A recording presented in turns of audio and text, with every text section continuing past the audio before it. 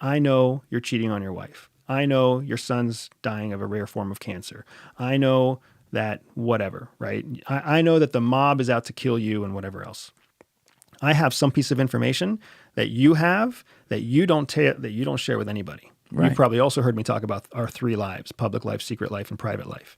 I have some piece of information from your secret life that you don't share with anybody. And now I'm coming up to you, and I'm still being cordial when I step into the bar and I say, "Hi, Julian, how are you today?" And you look at me and you're like, "I'm fine. Have we met somewhere?" And I was like, "No, but I'm really glad that we had a chance to meet today, because I understand that you're in a situation with your son right now and that you're having a hard time finding any place that'll give him the medical attention that he needs. And I'm here to tell you I can solve that for you. I can have your son in front of a doctor that's going to give him life-saving medical care within the next 6 months. But what I need you to do for me is X, Y, Z." And most people are going to give me a look that's like,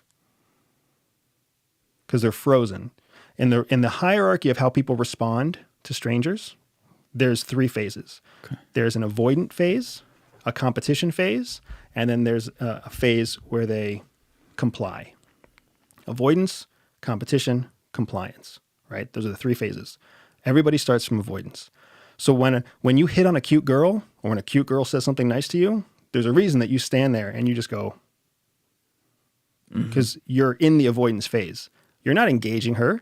When you compliment a cute girl and she looks at you like you're crazy, she's in the avoidance phase too. She might actually think you're cute. She might actually like the compliment, but her natural human instinct has her in a position where she's not going to talk and she's not going to engage, because the first phase is avoidance.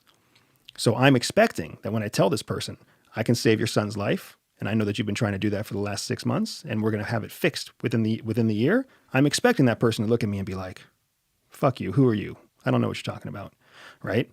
That's the avoidance phase. As we continue to push on that, and I tell them, "Look, the life-saving care that we have is waiting for him in a specialty hospital in Maryland, inside the United States. I can have all expenses paid, and we can have your entire family there, before the fall." Then I expect to go into a competition phase. "Who are you? Where did you get this information? How do you know about my son?" They might even get up and try to leave, right? They're showing me that they're actually curious about the information. Try to leave, but they don't get to leave. Right. How do you keep them there?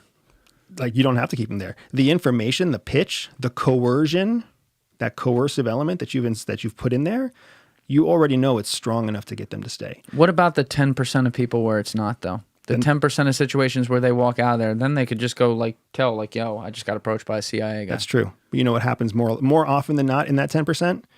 They come back to you. They come back to you. But in the meantime, do you have to get out of the country because the heat might be on you? No, because you're not nervous. You've got that person's... When you're going to approach somebody coercively, you have them on lockdown. You're listening to their phone. You're watching their email address. You watch them walk into that location. You watch them when they leave that location. You've got them pinned down. The reason you're taking this level of effort is because it's worth it.